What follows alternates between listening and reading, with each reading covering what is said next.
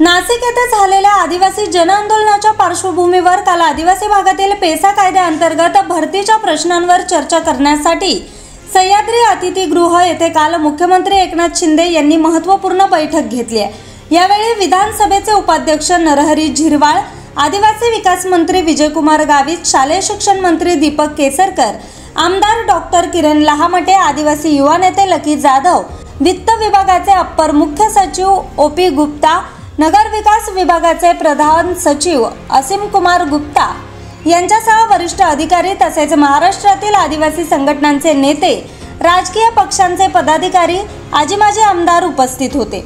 आदिवासी भागातील पेसा कायद्याअंतर्गत भरतीचा प्रश्न सोडवण्यासाठी शासनाची सकारात्मक भूमिका असून सर्वोच्च न्यायालयात याबाबत दाखल याचिका निकालाच्या अधीन राहून आदिवासी उमेदवारांना नियुक्ती देण्याबाबत न्यायालयाला विनंती करण्यात येईल, अशी ग्वाही मुख्यमंत्री एकनाथ शिंदे यांनी दिली आहे। तसेच मुख्यमंत्र्यांच्या आश्वासनानंतर नाशिक येथे उपोषणास बसलेले आदिवासी समाजाचे नेते JP गावित यांनी उपोषण मागे घेतले। आदिवासी बांधवांच्या विकासाला प्राधान्य देत आरोग्य सेवा आणि ग्रामसभा सक्षमीकरणासाठी तातडीने पावले उचलण्यात येतील।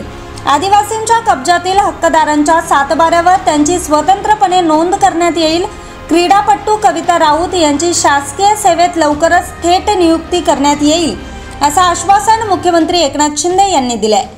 काल अकोले तालुक्याचे माजी आमदार वैभवराव पिचड यांनी बैठक घेत आदिवासी कायद्याची होत असलेली पायमल्ली रोखून कायद्याची कठोर अंमलबजावणी व्हावी, अशी मागणी केली आहे। यावेळी आदिवासी संघटनांच्या दबावापुढे आता सरकार झुकल्याचं चित्र दिसत आहे।